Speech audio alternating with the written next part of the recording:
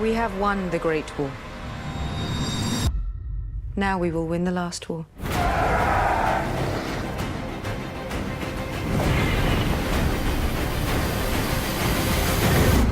We'll rip her out root and stem. We hope to kind of avoid the expected, and Jon Snow has always been the hero, the one who's been the savior, but it just didn't seem right to us for this moment. We knew it had to be Valyrian steel to the exact spot where the Child of the Forest put the Dragonglass blade to create the Night King, and he's uncreated by the Valyrian steel. At the end of it, it's a victory for the living, but at great cost because some of our favorite characters fall along the way.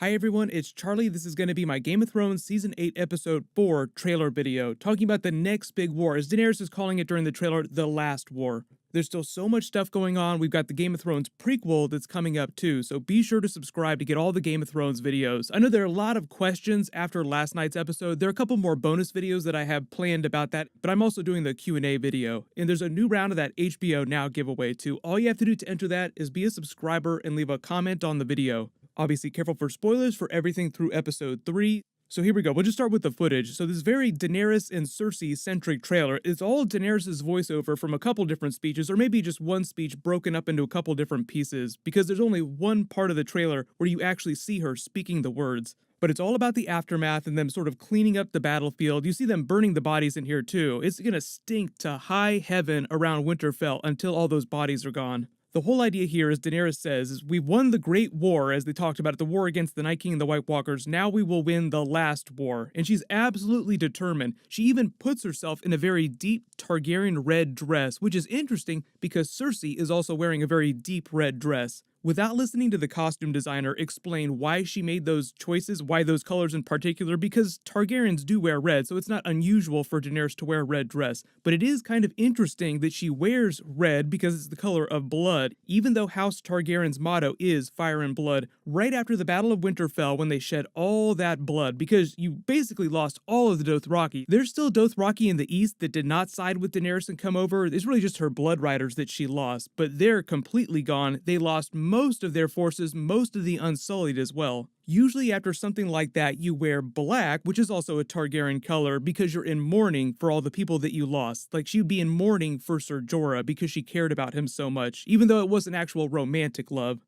You see her in the red dress toasting everyone in the Great Hall because they're obviously really excited that they all survived. They finally won the war. Now it's time to get ready for the next one. You could draw all kinds of metaphors about the Red Wedding, Arya's reverse Red Wedding, all the red blood that they're going to be shedding during the last war, which it seems like might be most of episode 5, although I don't think that the battle will be quite as big as the Battle of Winterfell, just in terms of a production. Biggest difference in the next big battle is that it'll probably take place during daytime, hopefully, so you'll actually be able to see what's going on, and because of that, geographically it'll be much easier to place yourself. Whereas it seemed like the Battle of Winterfell was the biggest that the show had ever done, it may have actually taken place over a much smaller area, because Winterfell, even though it's a huge castle, isn't nearly as big as the Red Keep and King's Landing.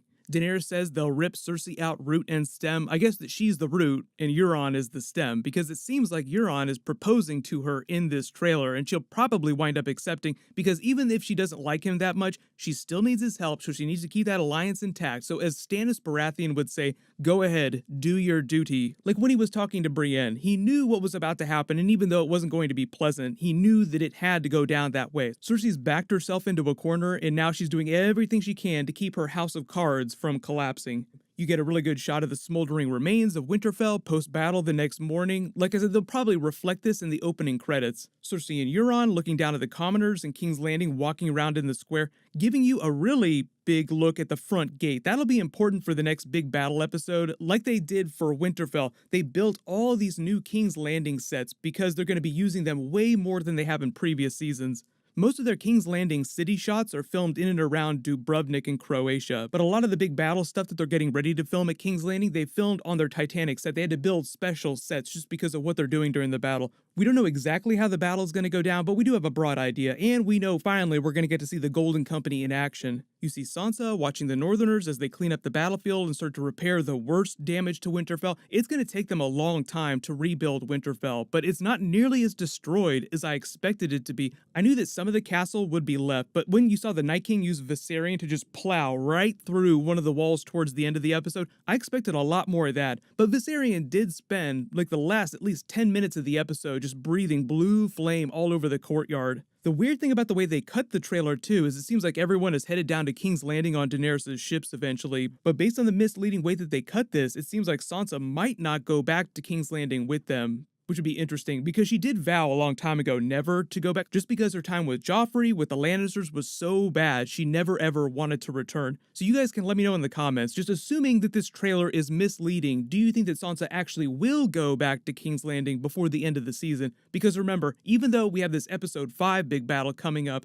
we don't know exactly everything they're going to be doing during the finale, and the finale is going to be one of their longest episodes ever. You see Daenerys walking around the halls of Winterfell in that deep red dress. You see Rhaegal fly over Daenerys' ships as they're sailing for King's Landing. You also see Rhaegal and Drogon flying over Sansa, standing on the battlements of Winterfell, so confirmed to both be alive and well, none the worse for wear. I know a lot of people were wondering what happened to Rhaegal after he and Jon Snow went down. It seemed like he was still alive, and unless you see a body, you can't really say yes or no, because there have been a couple deaths that happened off screen. Summer sacrificed himself to allow them to get away. You didn't exactly see him die, so it seemed like it happened off screen, so I think everybody was kind of worried, especially until we saw Ghost in this trailer too, very good boy, who also shows up outside. That we didn't know whether or not they killed him off screen too, because he ran to the assault with the Dothraki and Ser Jorah at the beginning of the episode, but you never really saw him come back, so everyone was just kind of crossing their fingers. Speaking of which, I don't think the Ghosts would be down for carrion or the dragons either. There still is food for them to eat up there, and now that they have maybe a fraction of their troops, it's not like they're going to run out of their food faster. They haven't actually taken a head count yet either, for those of you that are asking how many of their troops are left.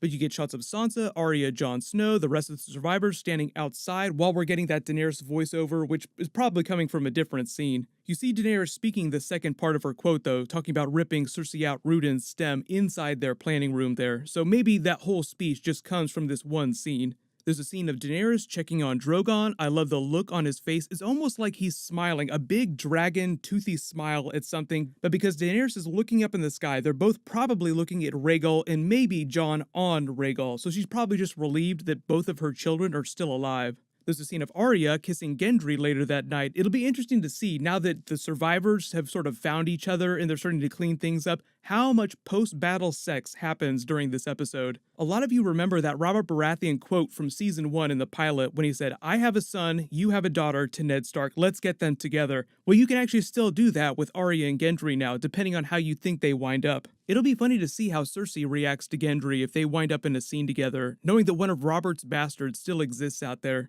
There's a scene of Jon Snow and Davos riding out the front gate of Winterfell with Gilly watching behind them in the courtyard. Then they end the trailer with a shot of Cersei, Euron, and the Mountain outside looking over something, maybe either watching Daenerys' ships roll in or maybe just watching the people of King's Landing go about their business while they plan for the next big attack. But either way, the whole trailer is just meant to give you the aftermath of the Battle of Winterfell and the preparation for the battle against Cersei. So like I said, I think the actual battle won't happen till episode 5, but we'll see Daenerys' ships rolling up to King's Landing at the end of episode 4.